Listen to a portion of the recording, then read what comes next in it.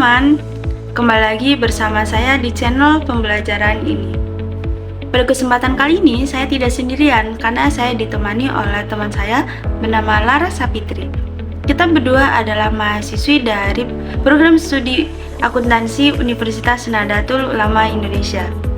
Oke, kali ini kita akan membahas terkait dengan analisis laporan keuangan, di mana kita akan membahas apa sih urgensi bagi para investor untuk memahami laporan keuangan. Kita juga akan memberikan contoh dari dua perusahaan yang bekerja dalam satu sektor untuk kita analisis. Kemudian kita akan share hasil analisisnya kepada teman-teman.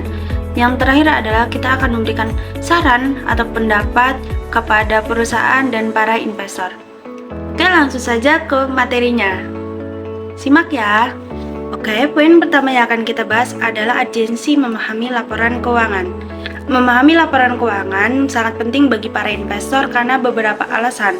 Yang pertama adalah sebagai penilaian kinerja perusahaan.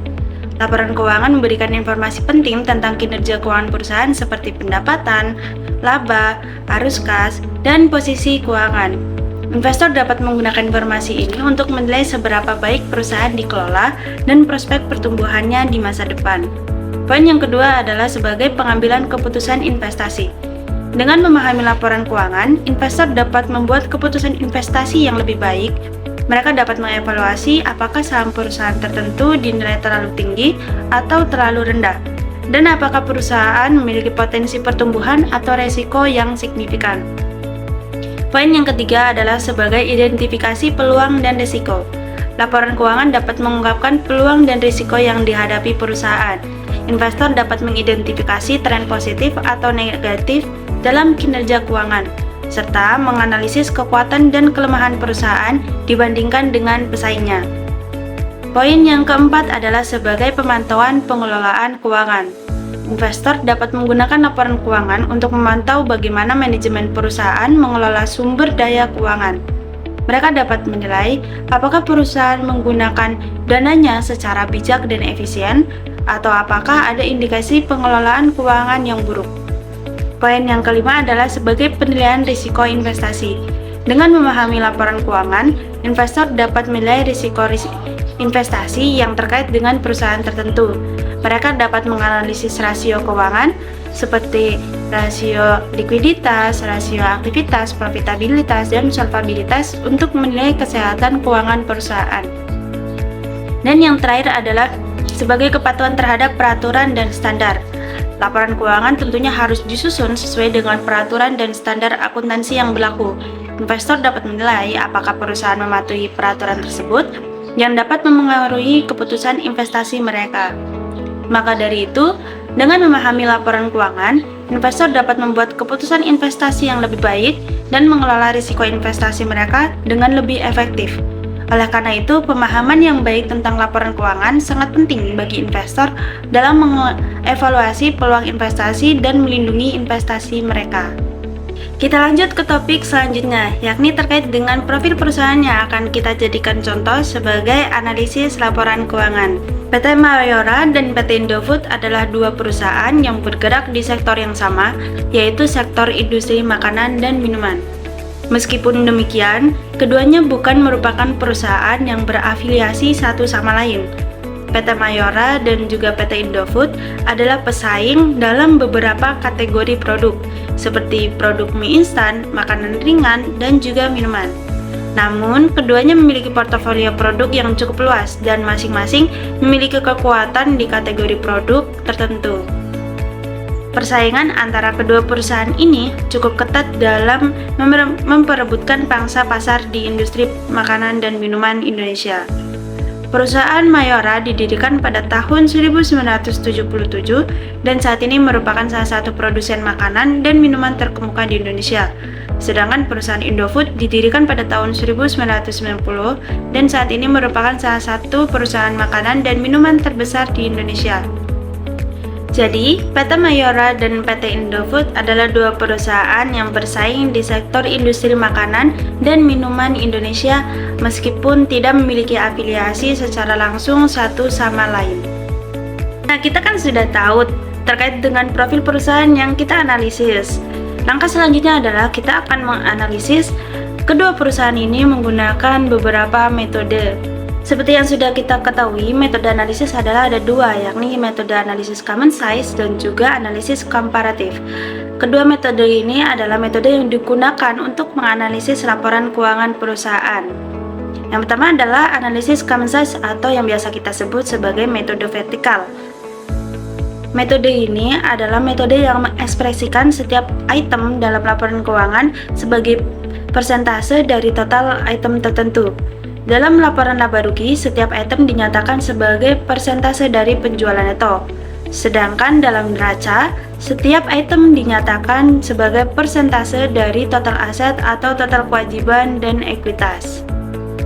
Analisis common size membantu mengevaluasi struktur laporan keuangan dan membandingkan komposisi item-item dalam laporan keuangan antara periode yang berbeda. Ini memungkinkan investor dan analis untuk mengidentifikasi tren dan perubahan dalam struktur biaya, profitabilitas, dan efisiensi operasional perusahaan. Metode yang kedua adalah metode analisis komparatif atau metode horizontal. Metode ini adalah metode yang membandingkan item-item dalam laporan keuangan dari satu periode ke periode lainnya. Dalam analisis ini, setiap item dinyatakan sebagai persentase perubahan dari periode sebelumnya atau sebagai nilai absolut perubahan. Dengan menggunakan analisis komparatif, ini membantu mengevaluasi pertumbuhan ataupun penurunan dalam item-item laporan keuangan dari satu periode ke periode lainnya. Hal ini memungkinkan investor dan analis untuk mengidentifikasi tren pertumbuhan atau penurunan dan juga fluktuasi dalam penjualan, biaya, laba, aset, kewajiban, dan ekuitas perusahaan.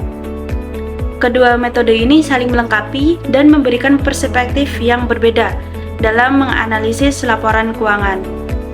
Analisis common size membantu mengevaluasi struktur laporan keuangan dan membandingkan komposisi item-item dalam periode yang sama. Sementara analisis komparatif membantu mengevaluasi pertumbuhan atau penurunan dalam item-item laporan keuangan dari satu periode ke periode lainnya.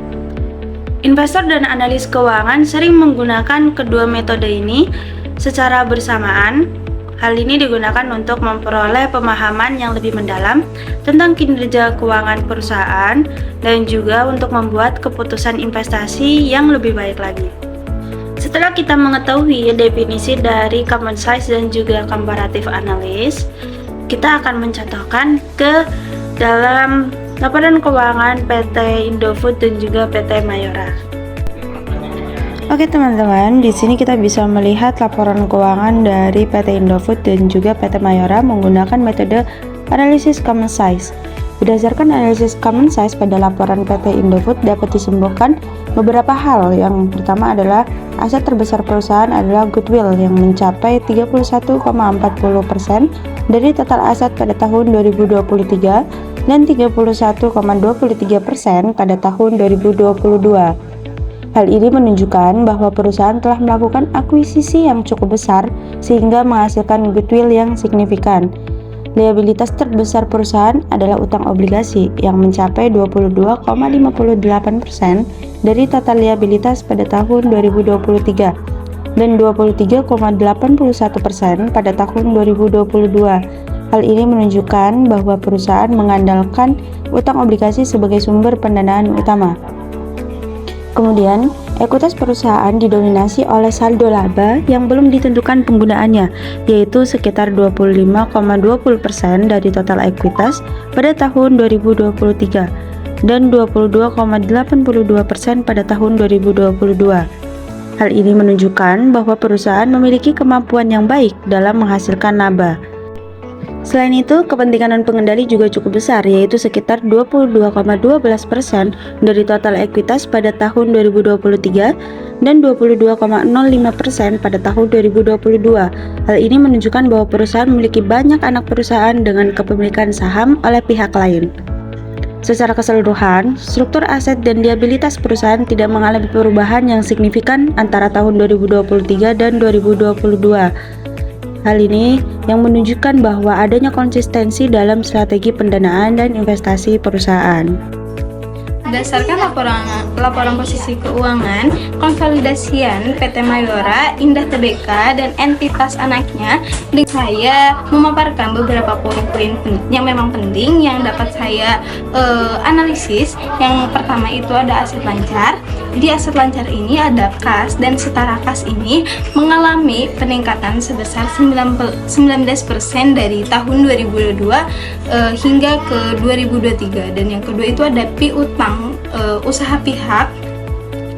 Ini berelasi menurun sebesar 5% dari tahun 2022 hingga 2023. Dan berikutnya ini ada persediaan, ini menurun hingga 8% dari tahun 2022 hingga 2023.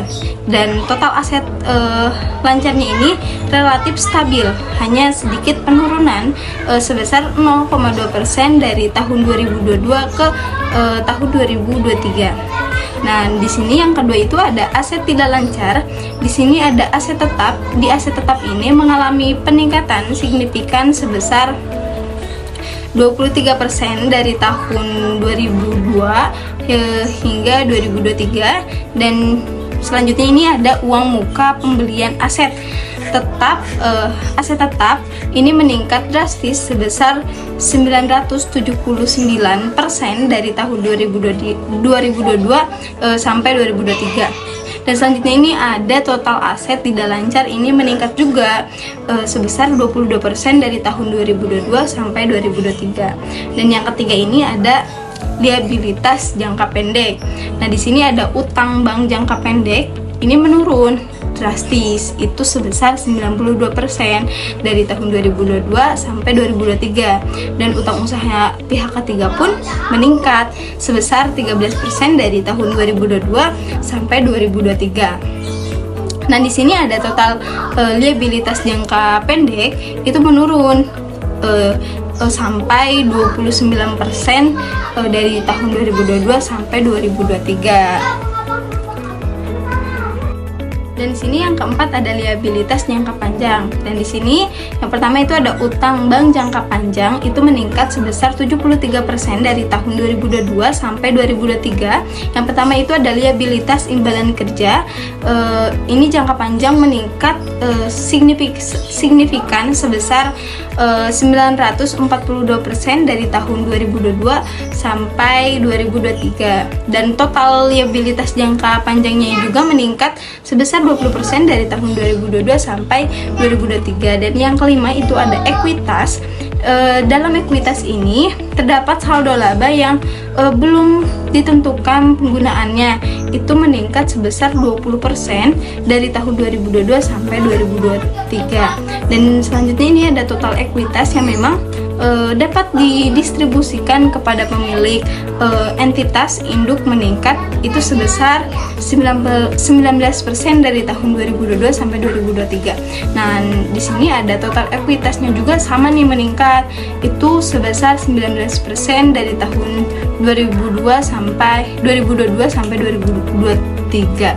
Nah, jadi secara keseluruhan di sini terlihat gitu kan adanya peningkatan yang memang signifikan pada aset tetap, uang muka pembelian aset tetap, utang bank jangka panjang, dan liabilitas imbalan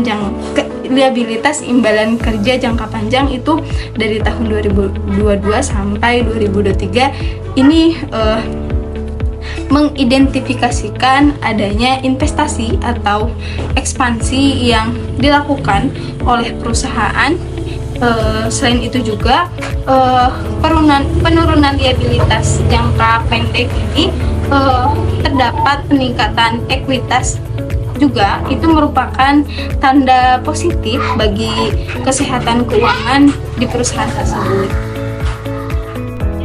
Baik teman-teman, selanjutnya adalah hasil analisis laporan laba rugi menggunakan metode vertikal dari PT Indofood Sukses Makmur.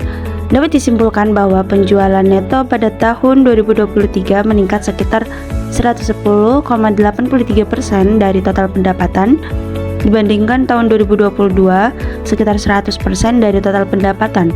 Hal ini menunjukkan adanya peningkatan penjualan neto perusahaan.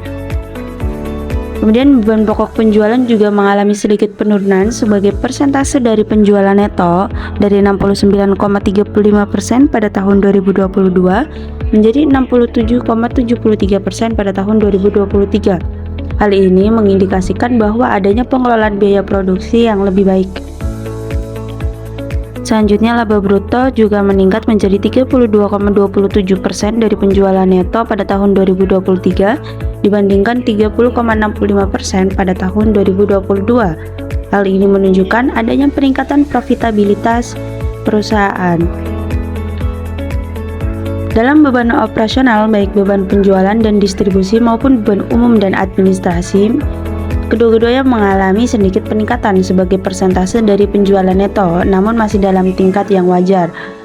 Laba usaha mencapai 17,60% dari penjualan neto pada tahun 2023, sedikit menurun dari 17,77% dari 2022. Meskipun demikian, nilai laba usaha secara nominal masih meningkat. Sedangkan laba tahun berjalan meningkat menjadi sekitar 10,29% dari penjualan neto pada tahun 2023 dibandingkan 8,29% pada tahun 2022. Hal ini menunjukkan adanya peningkatan profitabilitas perusahaan secara keseluruhan. Secara umum, laporan laba rugi vertikal PT Indofood Sukses Makmur menunjukkan kinerja yang positif dengan peningkatan penjualan neto, laba bruto, dan laba tahun berjalan. Meskipun beban operasional sedikit meningkat, namun perusahaan mampu mengelola biaya dengan baik dan meningkatkan profitabilitasnya. Sedangkan pada PT Mayora dapat dilihat bahwa adanya penjualan bersih yang meningkat pada tahun 2023 sekitar 1 miliar lebih dibanding dengan tahun 2022. Hal ini mengindikasikan bahwa adanya penjualan neto yang meningkat yang dilakukan oleh perusahaan, sehingga laba kotor yang dimiliki oleh perusahaan pun meningkat. Pada tahun 2023 sebesar 26,70%, sedangkan pada tahun 2022 itu sebesar 22,30%. Laba usaha pun juga meningkat sekitar 13,66% dari tahun 2023 dan 7,93% pada tahun 2022. Penghasilan bunga dan keuntungan penjualan aset tetap juga meningkat secara signifikan pada tahun 2023. Hal ini menyebabkan adanya pengurangan dari laba usaha sebelum penghasilan atau beban-beban lain, sehingga dapat ditemukan laba sebelum pajak sekitar 13% pada tahun 2023 dan 8,17% pada tahun 2022. Dengan adanya peningkatan penjualan neto, tentu saja pajak tangguhan dan beban pajak juga akan meningkat, yakni sekitar 2,70% pada tahun 2023, sehingga dapat ditemukan laba tahun berjalan sekitar 10,31% pada tahun 2023 dan 6,42% pada tahun 2022. Dengan adanya peningkatan penjualan neto dan peningkatan laba perusahaan, hal ini mengindikasikan bahwa perusahaan dapat mengelola dengan baik profitabilitasnya. Kita lanjut ya teman-teman. Di sini bisa dilihat ada hasil dari analisis komparatif atau horizontal pada laporan keuangan PT Indofood dan juga PT Mayora. Berdasarkan analisis komparatif atau horizontal pada laporan keuangan PT Indofood dapat disimpulkan beberapa hal. Yang pertama, kas dan setara kas mengalami peningkatan sebesar 10,14% dari tahun 2022 ke 2023. Hal ini menunjukkan bahwa perusahaan memiliki likuiditas yang lebih baik pada tahun 2023. Piutang usaha dari pihak berelasi mengalami penurunan yang signifikan sebesar 21,99%. Namun, piutang usaha dari pihak ketiga hanya mengalami sedikit peningkatan sebesar 0,33%. Hal ini mengindikasikan adanya perubahan dalam kebijakan piutang atau penurunan penjualan kepada pihak berelasi. Selanjutnya ada persediaan mengalami penurunan sebesar 7,89% yang dapat menunjukkan peningkatan efisiensi dalam pengelolaan persediaan atau penurunan permintaan produk. Investasi jangka panjang mengalami penurunan yang cukup besar, yaitu sekitar 21,62%. Hal ini mungkin disebabkan oleh adanya penjualan atau pelepasan sebagian investasi jangka panjang. Goodwill tidak mengalami perubahan yang signifikan, hanya turun sedikit sebesar 0,01%. Hal ini menunjukkan bahwa tidak adanya akuisisi atau penurunan nilai goodwill yang material. Utang bank jangka pendek mengalami peningkatan sebesar 6,46% yang mengindikasikan adanya peningkatan kebutuhan pendanaan jangka pendek. Utang obligasi mengalami penurunan sebesar 1,96% yang menunjukkan bahwa perusahaan sedikit mengurangi pendanaan dari obligasi. Pada total liabilitas jangka panjang mengalami penurunan sebesar 5,13% yang dapat disebabkan oleh adanya pelunasan sebagian utang jangka panjang atau reklasifikasi ke liabilitas jangka pendek. Sedangkan total ekuitas meningkat sebesar 7,31%, terutama disebabkan oleh peningkatan saldo laba yang belum ditentukan penggunaannya, yakni sebesar 14,24%. Pada kepentingan non-pengendali juga mengalami peningkatan sebesar 3,75% yang menunjukkan adanya penambahan investasi atau peningkatan laba dari anak perusahaan yang dimiliki oleh pihak non-pengendali.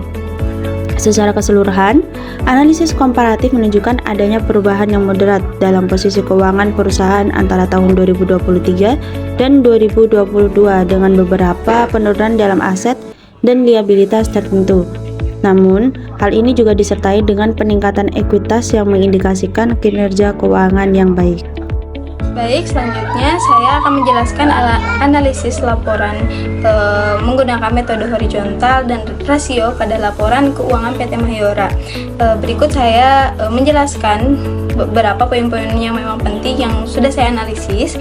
Yang pertama itu ada aset lancar. Di sini ada kas dan setara kas itu mengalami peningkatan sebesar 27,43% dibanding tahun sebelumnya. Dan di sini ada investasi surat berharga ini menurun 100% atau tidak ada investasi surat berharga pada tahun 2023. Dan di sini ada piutang pihak ketiga ini meningkat sebesar 41,44%, menunjukkan peningkatan penjualan kredit. Dan selanjutnya di sini ada persediaan, ini menurun sebesar 11,37%. Di sini dapat diidentifikasikan peningkatan yang efisiensi. Nah, dalam pengelolaan persediaan. Terus selanjutnya di sini ada total aset lancar itu hanya meningkat sedikit, itu sebesar 0,21%. Dan selanjutnya yang kedua di sini ada aset tidak lancar. Di poin pertama itu ada aset tetap yang meningkat sebesar 22,81%. Ini menunjukkan adanya investasi dalam aset produktif. Dan yang poin berikutnya itu ada uang muka pembelian aset tetap ini meningkat drastis sebesar 979,58%. Ini mengidentifikasikan ekspansi atau pengembalian aset tetap yang signifikan. Dan selanjutnya itu ada total aset tidak lancar, ini meningkat sebesar 21,7%. Dan yang ketiga ada liabilitas jangka pendek. Di sini poin pertamanya itu ada utang bank jangka pendek ini menurun sebesar 91,74%. Ini menunjukkan penurunan yang signifikan dalam utang jangka pendek. Dan yang kedua ini ada utang usaha pihak ketiga ini meningkat sebesar 13,27% yang dapat disebabkan oleh peningkatan pembelian kredit. Dan di sini selanjutnya juga ada utang pajak ini meningkat sebesar 11,30% yang dapat disebabkan oleh peningkatan laba kena pajak. Dan di sini ada total liabilitas jangka pendek ini menurun 28,8%. Dan yang keempat ini ada liabilitas jangka panjang. Di poin pertama itu ada utang bank jangka panjang, ini meningkat sebesar 73,31%. Ini mengidentifikasi peningkatan pembiayaan jangka panjang. Dan di poin kedua ini ada liabilitas imbalan kerja jangka panjang, ini meningkat drastis karena sangat besar, itu sebesar 942,58% yang dapat disebabkan oleh perubahan asumsi aktuaria atau penambahan karyawan. Dan di poin selanjutnya ada total liabilitas jangka panjang, ini meningkat juga, itu sebesar 20,24%. Dan yang kelima ini ada ekuitas. Di poin pertama ini ada saldo laba yang memang belum ditentukan penggunaannya, ini meningkat, itu sebesar 19,91%, dan ini menunjukkan peningkatan laba ditahannya. Dan poin selanjutnya ini ada total ekuitas yang dapat didistribusikan kepada pemilik entitas induk, peningkatan 19,9%. Dan di poin selanjutnya ada total ekuitas meningkat juga sebesar 19,7%. Nah, di sini bisa kita lihat secara keseluruhan adanya peningkatan yang memang signifikan dalam aset tetap, uang muka, pembelian aset tetap, utang jangka panjang, dan liabilitas imbalan kerja jangka panjang. Nah, jadi hal ini, kita ini mengidentifikasi ekspansi atau investasi besar yang memang dilakukan oleh perusahaan. Nah, juga selain itu penurunan liabilitas jangka pendek dan peningkatan ekuitas di sini juga merupakan tanpa positif bagi kesehatan keuangan perusahaan. Baik, kita lanjut pada analisis laporan laba rugi menggunakan metode horizontal. Dari hasil analisis laporan laba rugi menggunakan metode horizontal pada PT Indofood dapat disimpulkan beberapa hal. Yang pertama adalah adanya penjualan neto yang mengalami sedikit peningkatan sebesar 0,79% pada tahun 2023 dibandingkan tahun 2022. Beban pokok penjualan mengalami penurunan sebesar 1,57% yang mengakibatkan adanya peningkatan laba bruto sebesar 6,12%. Laba sebelum beban pajak penghasilan meningkat sekitar 26,76% dan beban pajak juga meningkat sekitar 31,84%. Laba tahun berjalan meningkat 25,03% dengan peningkatan 12% untuk bagian yang dapat diatribusikan kepada pemilik entitas induk dan 18,11% untuk bagian kepentingan non-pengendali.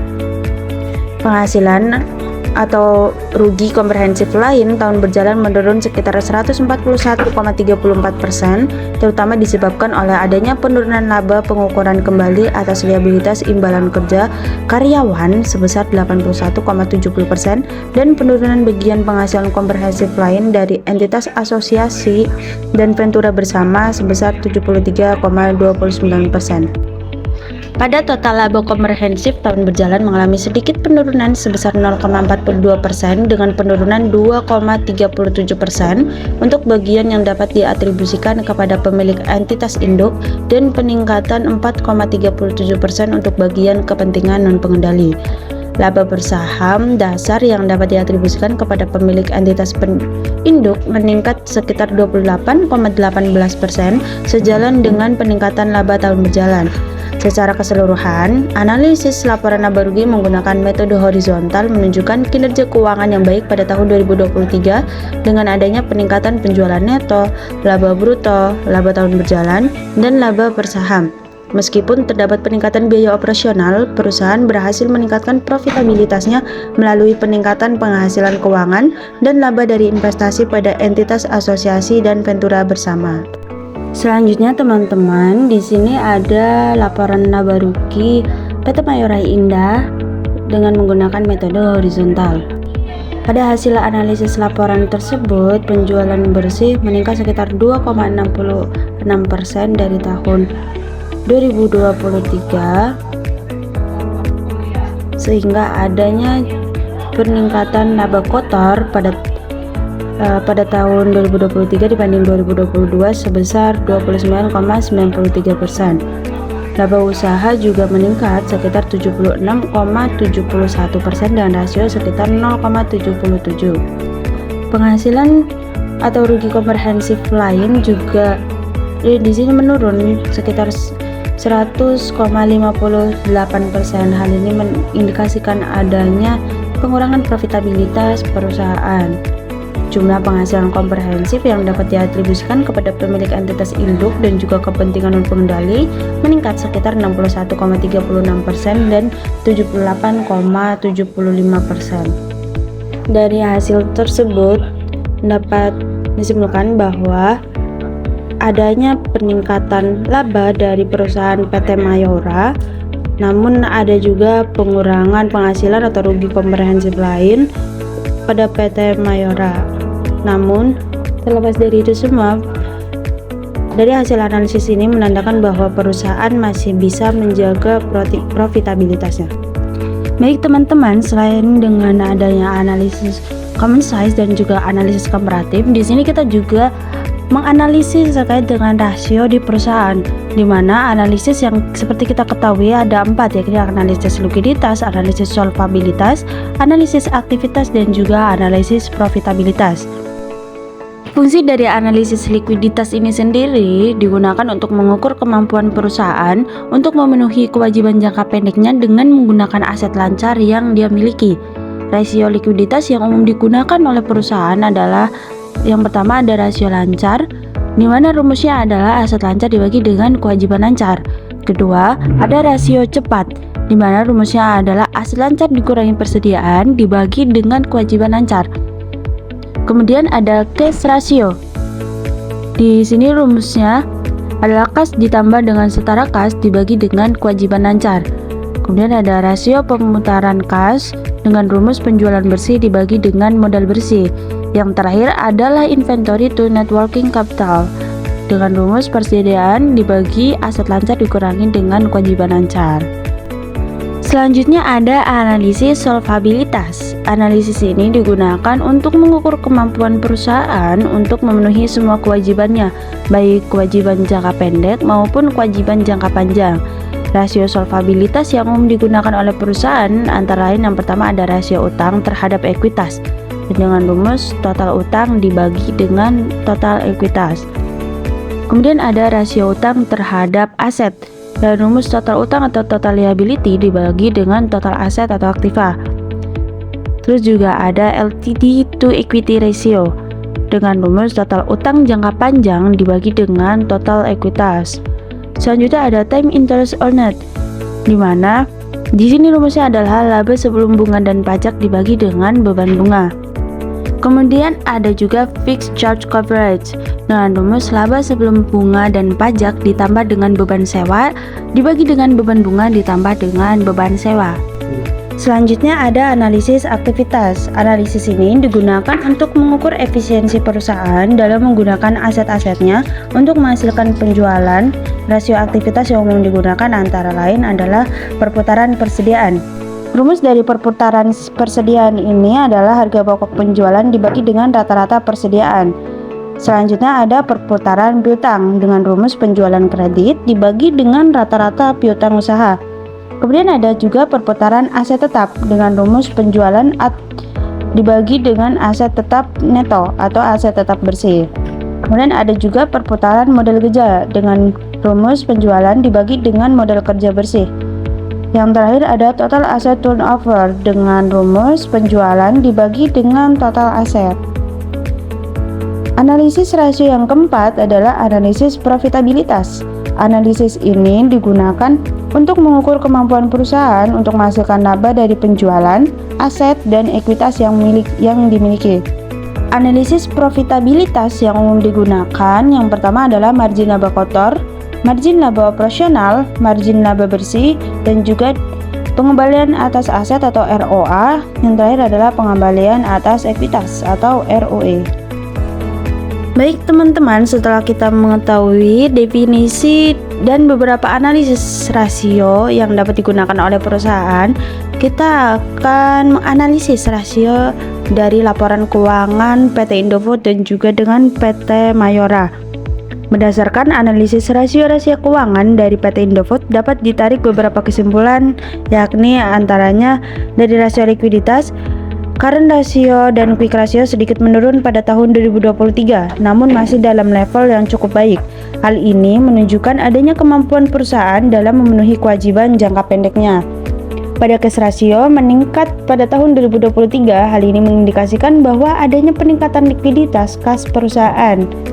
Kemudian pada rasio perputaran kas juga meningkat. Dengan adanya peningkatan rasio perputaran kas, hal ini menunjukkan adanya efisiensi yang lebih baik dalam penggunaan kas oleh perusahaan. Kemudian pada rasio solvabilitas, pada debt to asset ratio dan debt to equity ratio sedikit menurun pada tahun 2023. Dan ini mengindikasikan adanya penurunan sedikit dalam penggunaan utang oleh perusahaan. Pada long term debt to equity ratio atau LTDTR ini menurun, menunjukkan adanya penurunan utang jangka panjang terhadap ekuitas. Kemudian time interest earned dan fixed charge coverage ratio menurun, yang mengindikasikan adanya penurunan kemampuan perusahaan dalam membayar bunga dan beban tetap lainnya. Selanjutnya pada rasio aktivitas, receivable turnover dan inventory turnover meningkat. Hal ini menunjukkan efisiensi yang lebih baik dalam pengelolaan piutang usaha dan persediaan. Kemudian pada perputaran modal kerja juga sedikit menurun, mengindikasikan adanya sedikit penurunan dalam efisiensi penggunaan modal kerja. Fixed asset turnover dan total asset turnover relatif stabil. Hal ini menunjukkan adanya penggunaan aset tetap dan total aset yang efisien. Yang terakhir adalah rasio profitabilitas. Pada profit margin laba kotor dan margin laba bersih meningkat, mengindikasikan adanya peningkatan profitabilitas perusahaan. Sedangkan pada return on investment atau ROI dan return on equity juga meningkat. Hal ini menunjukkan adanya peningkatan pengembalian atas investasi dan ekuitas. Secara keseluruhan, rasio-rasio keuangan menunjukkan kinerja keuangan yang baik pada tahun 2023 dengan peningkatan likuiditas, efisiensi operasional, dan profitabilitas. Meskipun terdapat sedikit penurunan dalam beberapa rasio solvabilitas, namun kondisi keuangan perusahaan masih dalam level yang cukup baik. Perusahaan berhasil meningkatkan pengembalian atas investasi dan ekuitas yang mengindikasikan peningkatan kinerja keuangan secara keseluruhan.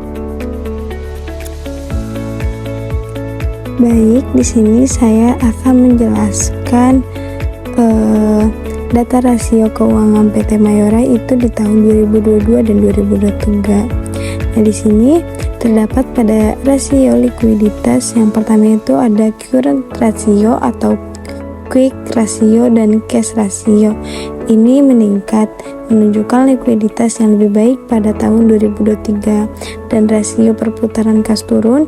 Ini mengidentifikasi efisien penggunaan kas yang menurun. Yang ketiga itu inventory to net working capital turun, berarti porsi modal kerja yang digunakan untuk persediaan berkurang. Terus di sini ada rasio solvabilitas. Yang pertama itu ada debt to asset ratio dan debt to equity.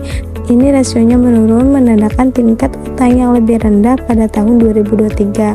Dan yang kedua ada LTDT leader tetap sama, tidak ada perubahan pada komposisi utang jangka panjang.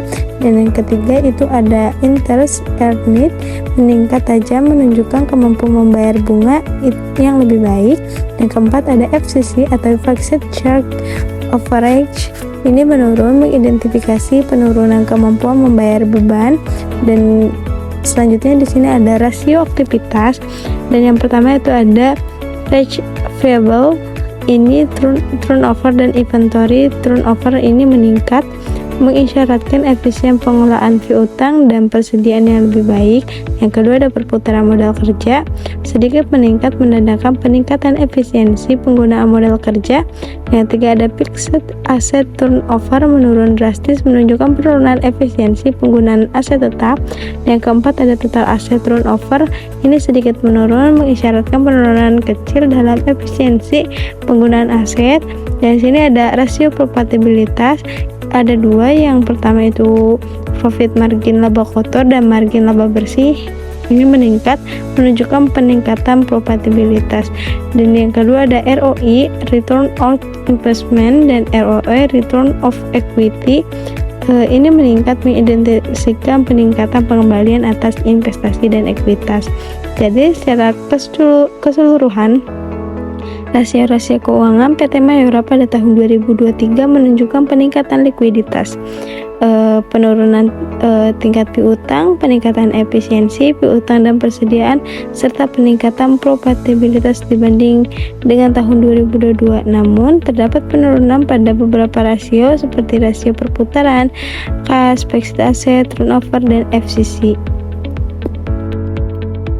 Baik teman-teman, setelah kita menganalisis common size, komparatif, dan juga analisis rasio, kita juga akan menganalisis terkait dengan SWOT bagi perusahaan Indofood dan juga Mayora.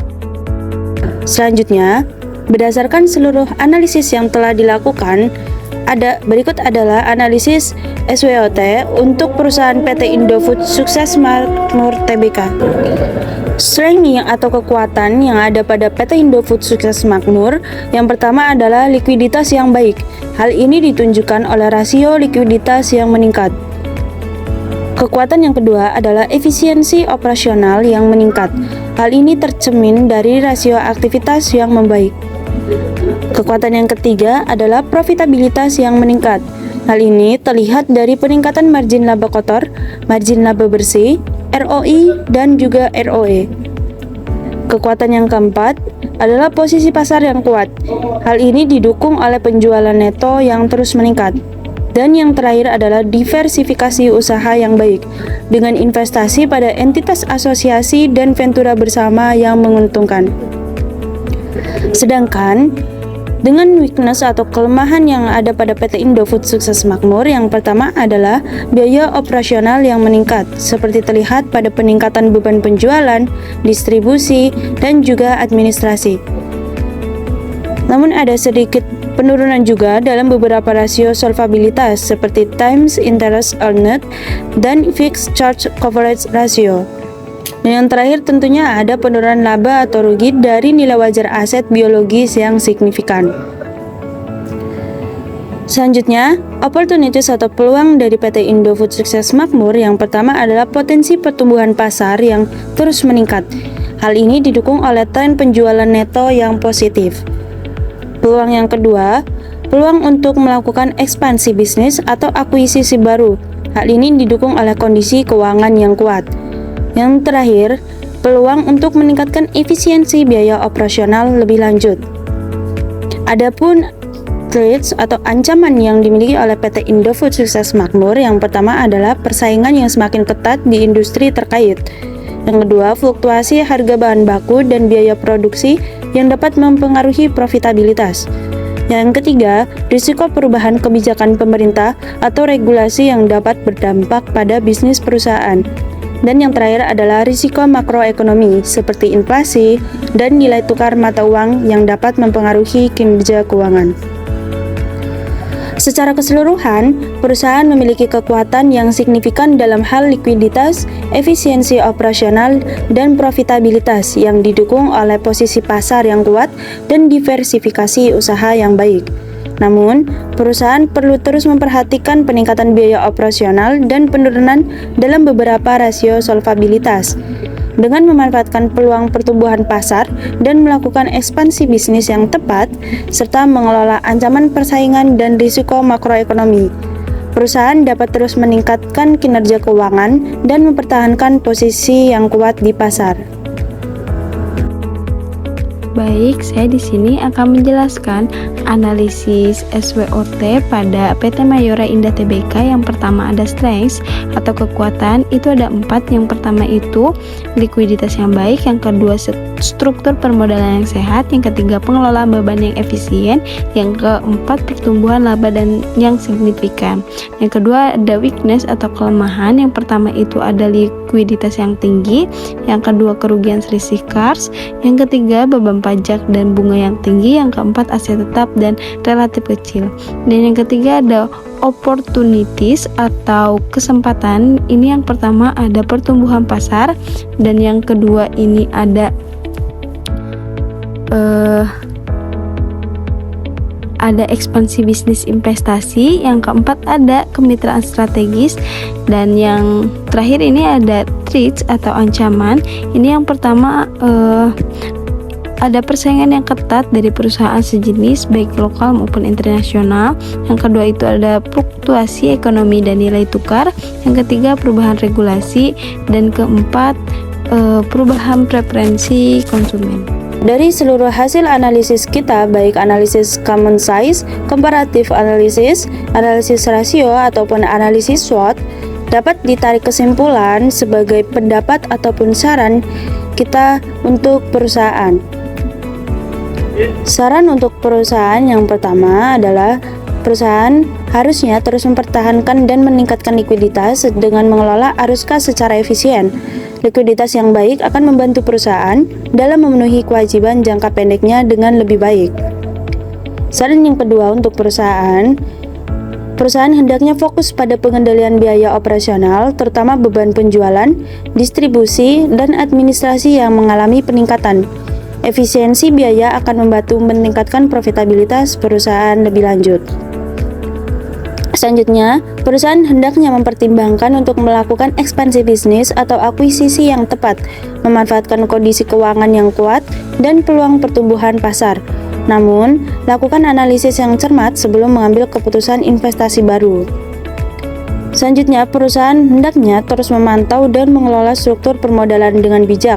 Meskipun rasio solvabilitas masih dalam level yang baik, perusahaan perlu memastikan bahwa penggunaan utang masih dalam batas yang aman untuk meminimalkan risiko. Perusahaan juga hendaknya meningkatkan efisiensi dalam pengelolaan aset seperti piutang usaha, persediaan, dan aset tetap. Hal ini digunakan untuk memaksimalkan penggunaan sumber daya perusahaan. Perusahaan juga perlu mempertimbangkan untuk melakukan diversifikasi bisnis atau investasi lebih lanjut pada entitas asosiasi dan ventura bersama yang lebih menguntungkan untuk memperkuat pendapatan dan profitabilitas perusahaan. Selain saran untuk perusahaan, kami di sini juga memiliki saran untuk investor. Bagi investor yang telah berinvestasi di PT Indofood maupun PT Mayora, hasil analisis menunjukkan prospek yang baik dengan peningkatan profitabilitas dan kinerja keuangan yang solid. Maka, para investor perlu mempertimbangkan untuk mempertahankan investasi jangka panjang. Yang kedua, bagi calon investor baru, perusahaan ini dapat menjadi pilihan investasi yang menarik dengan prospek pertumbuhan yang baik, didukung oleh kondisi keuangan yang kuat dan diversifikasi bisnis yang baik. Namun investor juga perlu memantau dengan cermat pengelolaan biaya operasional dan struktur permodalan perusahaan, serta perkembangan situasi persaingan dan risiko makroekonomi yang dapat mempengaruhi kinerja perusahaan. Saran paling penting bagi kita untuk para investor adalah investor perlu melakukan analisis mendalam dan diversifikasi portofolio investasi untuk meminimalkan risiko. Pertimbangan juga faktor-faktor non-keuangan seperti tata kelola perusahaan dan juga aspek keberlanjutan dalam membuat keputusan investasi. Secara keseluruhan, dengan mempertahankan strategi yang tepat dan pengelolaan yang baik, PT Indofood sukses makmur dan juga PT Mayora Indah memiliki potensi untuk terus tumbuh dan memberikan imbal hasil yang menguntungkan bagi para investor. Oke teman-teman, telah selesai penjelasan dari kami terkait dengan analisis rasio, analisis common size, analisis komparatif, dan juga analisis SWOT. Bahkan kita juga memberikan saran kepada perusahaan dan juga investor. Semoga teman-teman dapat memahami apa yang sudah kita jelaskan. Jangan lupa like, comment, and subscribe ya teman-teman. See you next time.